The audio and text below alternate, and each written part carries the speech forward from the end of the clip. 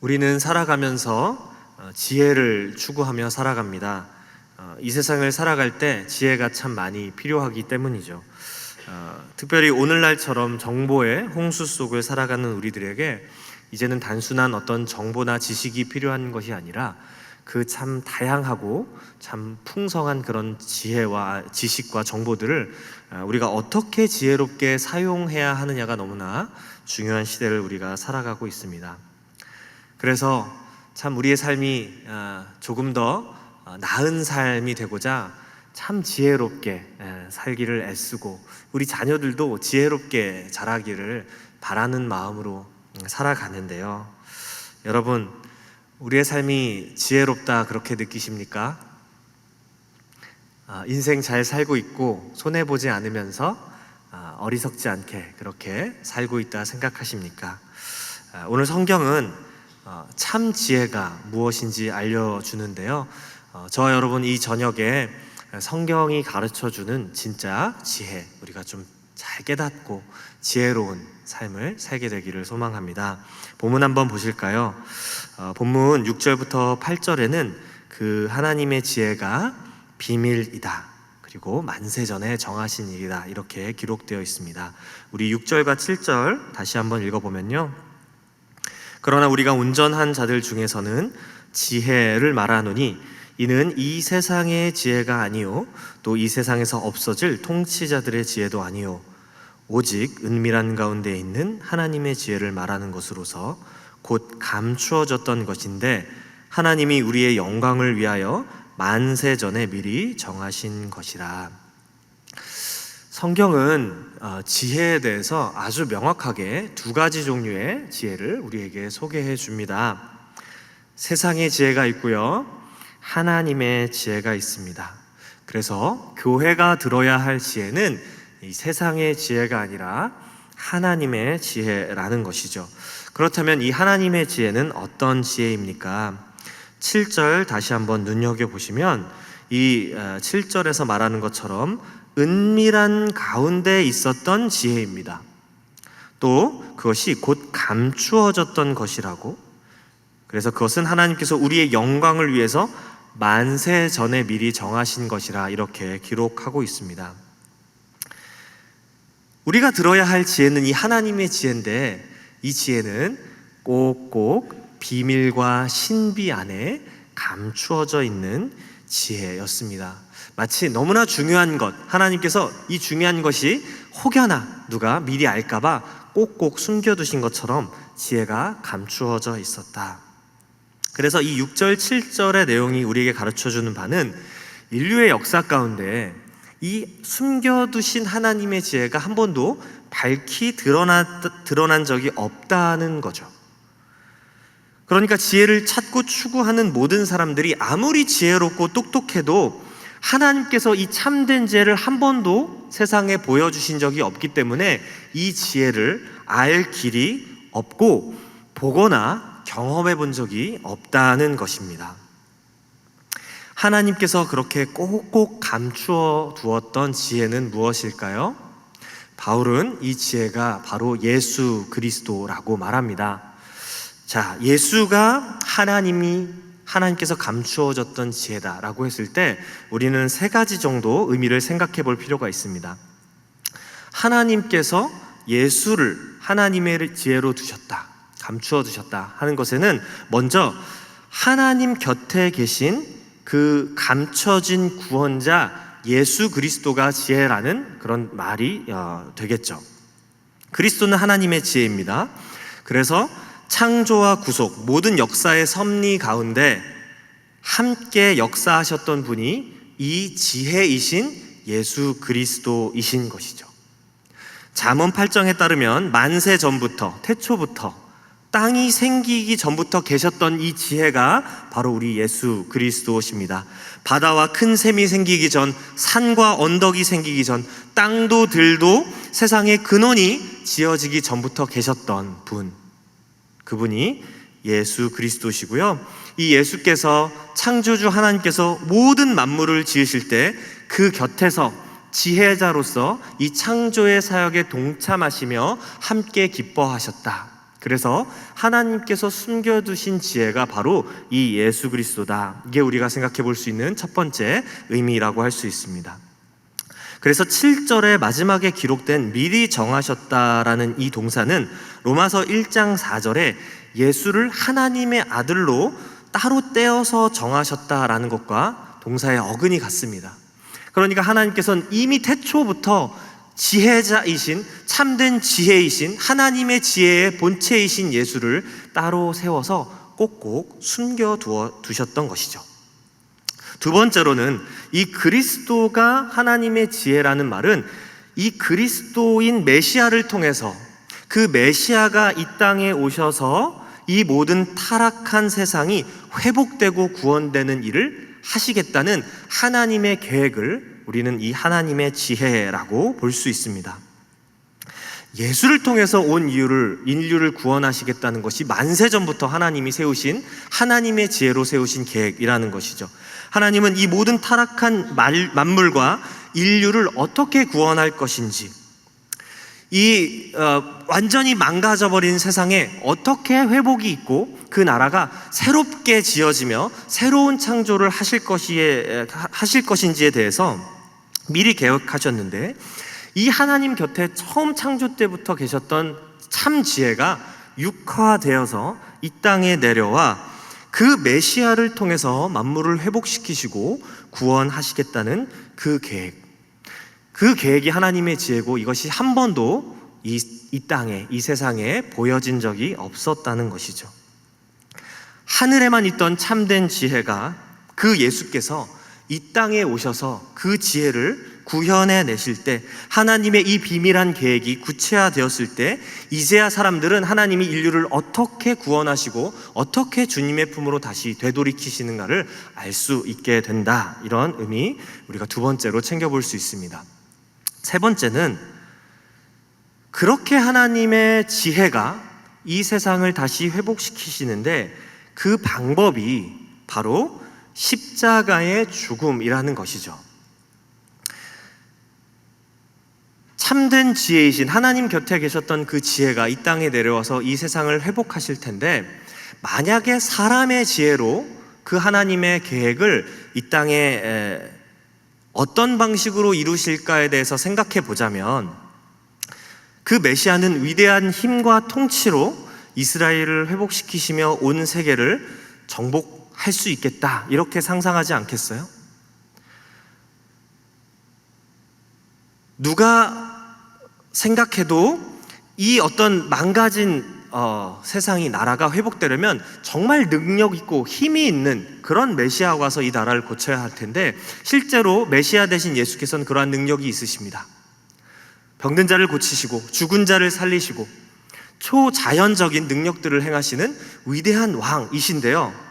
그런데 그런 메시아가 어쩌면 수많은 군대와 최신의 무기, 그리고 누구도 넘볼 수 없는 단단한 군사력과 조직력, 그리고 말의 어미와 위엄, 그 권위로서 온 세상을 다스리고 평정하는 그런 왕이셔야 할 텐데, 그래서 정말 누가 봐도 당당하고 위대한 그 왕이 이 세상을 완전히 뒤바꾸는 것들을 늘 꿈꿔왔을 텐데, 하나님의 지혜는 그런 방식으로 이스라엘과 온 인류를 회복시키시는 것이 아니라 십자가라고 하는 당시의 최악의 형벌, 가장 수치스러운 형벌로 그 메시아를 죽이심으로, 그 메시아가 가장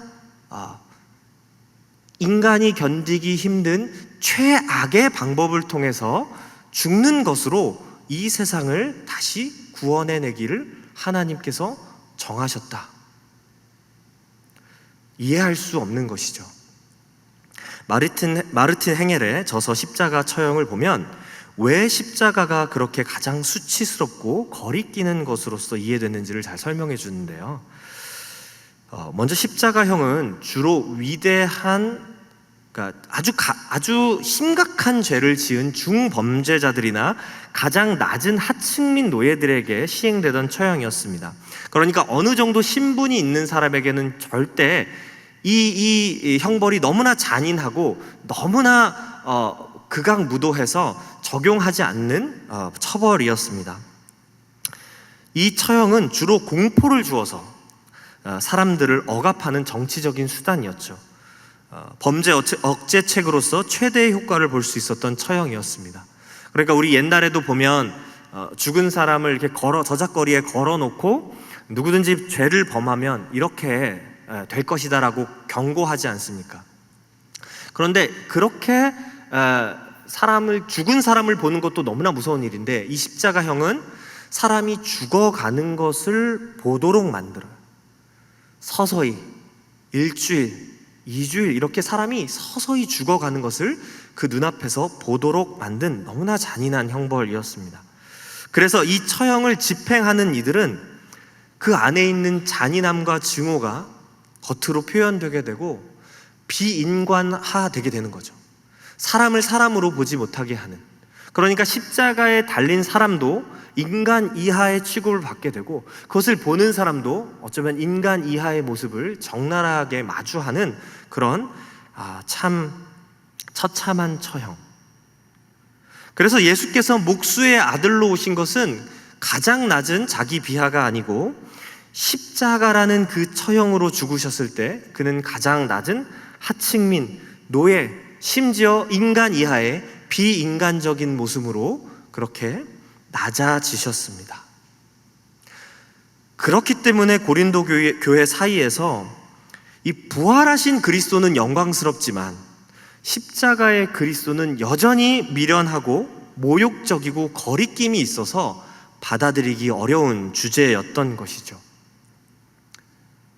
그런데 놀랍게도 이것이 하나님의 지혜였다는 것이에요.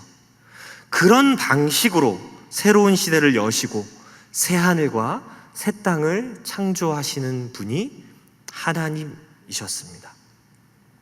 이것이 바울이 설명한 하나님의 지혜예요. 하나님과 함께 계셨던, 꼭꼭 숨어 계셨던 예수 그리스도, 그리고 그 예수 그리스도가 메시아로서 이 땅에 와서 이 세상을 회복시키시고 구원하신다는 하나님의 계획, 그리고 그 구원의 계획이 십자가라는 죽음을 통해서 이루신다는 것이, 이 세 가지가 하나님의 지혜에 포함되어 있습니다. 너무나 믿을 수 없는, 사람의 지혜로 이해할 수 없는 일이기에 사람들은 그 지혜를 몰랐고, 그래서 바울은 말하기를 통치자들이 이 지혜를 알았다면 영광의 주를 못 받지 않았을 것이다, 이렇게 이야기합니다. 모든 인류가 한 번도 보거나 경험해 보지 못한 지혜이기 때문에 그렇죠. 그래서 바울은 이사야서 64장 4절을 인용하며 이렇게 말합니다. 우리 9절을 함께 읽어볼까요? 다 같이 9절을 읽겠습니다. 시작.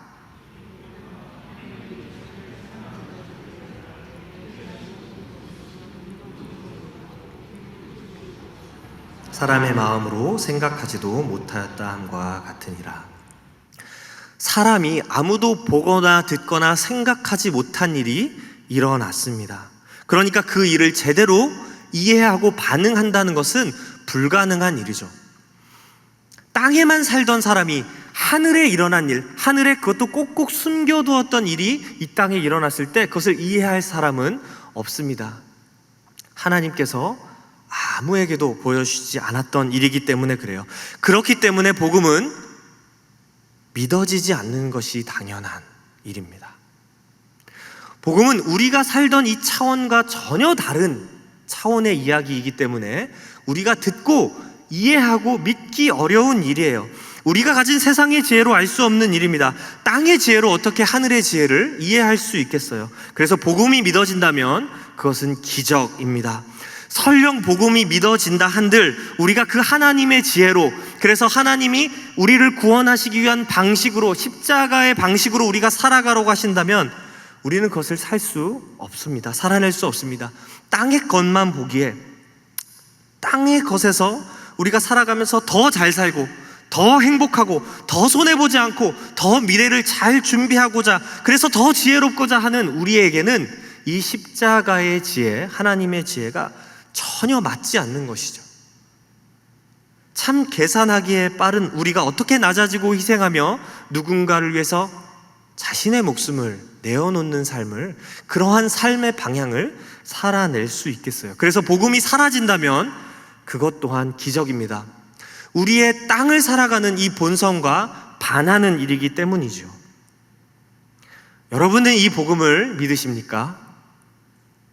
그리고 여러분은 이 복음을 따라 살아가십니까? 하나님의 지혜로 이 땅을 살아가고 계십니까? 어쩌면 오늘날 우리에게 이것이 더더욱 믿어지지 않는 이유는, 그것은 2000년 전에 일어난 일이고 저 우리 지구 반대편에 있는 먼 팔레스타인 땅에서 일어난 일입니다. 우리는 십자가형을 본 적도 없고 우리 구주 예수를 본 적도 없으니까 말이죠. 그런데 만일 우리가 기적처럼 우리가 예수를 정말 믿는다면, 그리고 그 예수를 따라 살길 원하고 이 하나님의 지혜를 배우기 원한다면 그 이유는 단 하나입니다. 성령이 우리 안에 계시기 때문입니다. 우리 10절 함께 읽어볼까요? 10절 읽겠습니다. 오직 하나님이 성령으로 이것을 우리에게 보이셨으니 성령은 모든 것 곧 하나님의 깊은 것까지도 통달하시느니라. 하나님께서 성령을 통해서 우리에게 보이셨다는 말은 하나님께서 성령을 사용하셔서, 성령을 통해서 우리를 위해 감추어진 것들을 드러내시고 계시하셨다라는 말이에요. 그러니까 이제 하나님께서 그렇게 꼭꼭 숨기셨던 것이 세상에 드러났고, 꼭꼭 숨기셔서 우리가 알 수 없는 것들이 성령을 통해서 우리에게 비밀이 벗겨지듯 알게 하시고 이해하게 하셨다는 의미입니다. 성령 안에서 그 비밀이 벗겨졌습니다. 왜냐하면 성령만이 이 하나님의 지혜를, 하나님께서 꼭꼭 감춰주신 이 비밀을 알 수 있게 하시기 때문에 그렇습니다. 하늘의 것은 하늘의 것으로만 알 수 있습니다.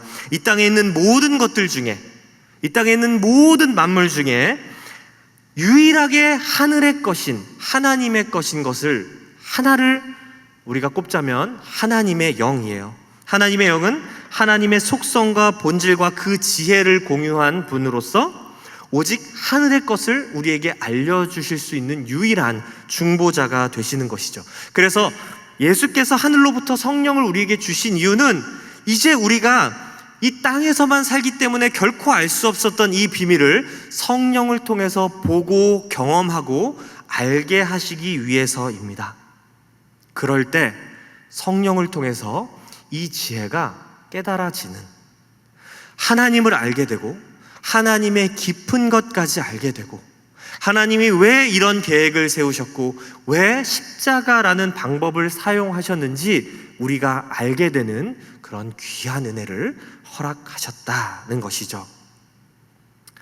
우리가 사는 이 시대는 성령에 대한 오해가 참 많은 시대입니다.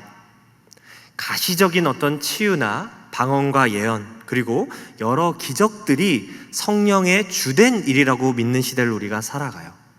그러다 보니까 이 성령을 소위 소유했다고 하는 사람들은 자꾸 자기를 과시하고 다른 사람을 바른 진리로, 이 십자가의 길로 인도하기보다는 어떤 세력을 만들어서 세력화해서 사람을 추종하게 하고 교만하게 하고 높아지게 합니다. 과연 성령이 하는 일이 그런 것일까요? 성령이 하는 일이 어느 정도 미래에 있을 일들을 점치게 하는 일일까요? 아니면 우리의 감정을 뜨겁게 해서 우리를 열광주의자로 만드는 일일까요? 이러한 것들이 성령의 일일 수는 있지만 오늘 본문에 따르면 성령이 하시는 핵심적인 사역은 복음, 즉 하나님이 감춰두신 이 비밀을, 이 신비를 깨닫게 하시는 일입니다.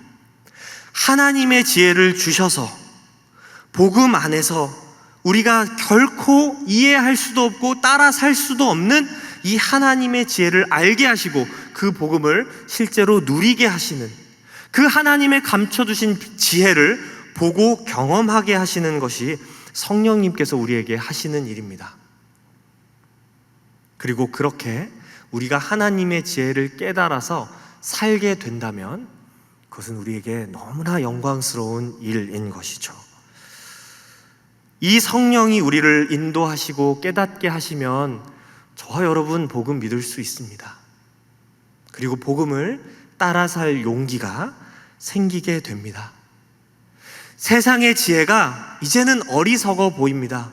하나님의 지혜가 훨씬 더 지혜롭다는 데에 동의하고 공감하고 그리고 그것을 권면하게 됩니다. 제가 복음을 전할 때 참 많이 설득시키려고 노력할 때가 많이 있습니다. 조금 말이 되게끔, 이해가 되게끔, 그러나 아무리 설득해도 안 되는 지점들이 분명히 있습니다. 누가 일하셔야 됩니까? 성령이 일하셔야만 그 사람이 정말 말도 안 되는 것 같은 이 복음이 믿어지고 주로 고백하게 되는 일이 있게 되는 것이죠. 정말 성령께서 우리의 눈을 열어주시지 않으면 우리는 볼 수 없고 그 길을 따라 살 수 없습니다. 그러니 우리에게 주신 성령이 얼마나 귀한 것인지요. 고린도전서 3장 16절에 바울은 이렇게 고백합니다.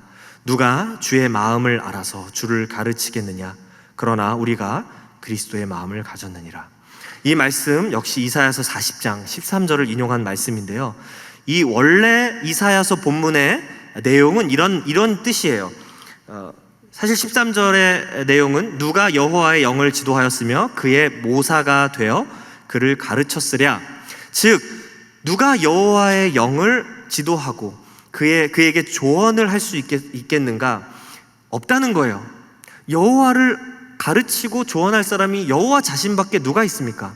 그런데 바울은 지금 고백하기를 그 여호와의 영이 우리에게 임했기 때문에 우리가 그 지혜를 알고 그에게 심지어 조언할 수 있을 정도로 그분의 계획과 마음과 그분의 진심을 알게 된다는 것이죠. 그래서 우리가 그리스도의 마음을, 그분의 지성을 갖게 되었다 이렇게 선언합니다. 성령이 오셔야 주님의 마음이 이해가 돼요. 성령이 오셔야 왜 주님께서 그렇게 오랜 시간 동안 참으셨는지, 그렇게 오랜 시간 동안 기다려서서 자신의 하나뿐인 아들을 우리에게 주셨는지 그제야 이해가 됩니다. 그리고 왜 그 사랑스러운 아들을 그렇게 처참한 방식으로 죽이셔야 했는지 이해가 되는 것이죠. 우리가 성령의 지성을, 그 마음을 가질 때예요. 그렇게 죽으셔야 하나님이 우리를 얼마나 사랑한지를 우리가 알고 그 방식으로 복음이 온 천하에 전해지도록 하신 것이 하나님의 지혜예요.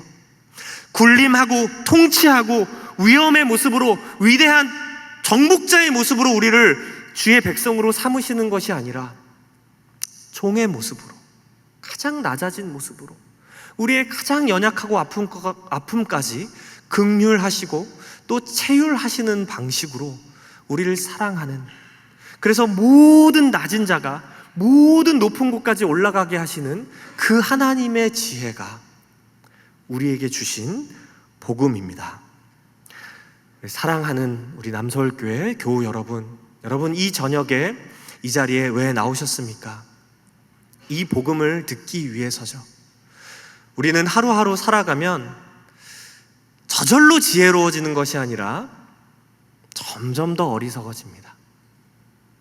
분명히 지난 주일에 우리가 말씀을 들었는데도 월요일 아침에 눈을 뜨면 세상의 지혜가 자동적으로 돌아가면서 우리가 살아갈 길, 우리가 추구하는 것, 우리의 욕망과 우리의 지혜가 원하는 것들을 끊임없이 다시금 쫓아서 살아가는 그런 참 어쩔 수 없는 존재가 저와 여러분 아닙니까? 그래서 이 수요일 밤에 우리는 이 복음을 들음으로써 정말 우리가 추구하는 그 하나님의 지혜가 무엇인지, 어떻게 사는 게 정말 지혜로운지 주님의 말씀을 듣고 기억해야 하는 것이죠.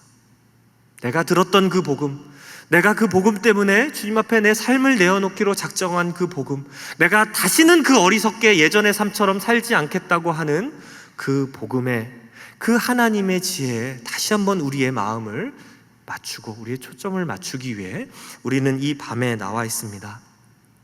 오늘 아침 장례가 있어서 갔다 왔는데요, 장례식장을 가면 그런 생각이 어김없이 들어요. 왜 우리는 참 쓸데없는 것을 가지고 이리도 고민할까? 죽음을 앞에 두고서야 우리가 얼마나 어리석게, 얼마나 영광스럽지 않고 복되지 않은 것에 애를 쓰며 살았는지 그제서야 조금 우리는 힌트를 얻게 되죠. 세상의 지혜가 얼마나 무익하고 허무한지를 장례식장에 잠깐 갔을 때 그제서야 인생이 이렇게 덧없는 것을 하고 깨닫습니다. 그런데 더 어리석은 것은 그 장례식장을 나오면 다시 이 땅이 전부인 것처럼 살아가는 참 미련한 우리 이 밤에 기도하면서 성령을 구합시다. 복음을 다시 한번 깨닫게 해달라고, 하나님의 그 경륜과 지혜를 알게 해달라고, 그리고 그것을 알아서 우리도 세상의 지혜가 아닌 하나님의 지혜로 살아갈 수 있게 해달라고 우리 다 함께 좀 기도합시다. 지혜 있는 척 하나 자기 깨에 빠져서 살아가는 어리석은 인생이 되지 않고 오히려 세상이 보기에는 너무나 어리석은 모습으로, 너무나 미련한 모습으로 살아가지만 하나님 보시기에 정말 지혜롭고 명철한 그 빛의 자녀들로 우리가 살아가게 해달라고, 그래서 주저없이 낮아지고 희생하고 섬기고 나를 희생하는 일에 아낌없이 우리를 드리겠다고 다시 한번 주님께 고백하는 귀한 밤 되시기를 주님의 이름으로 축복합니다.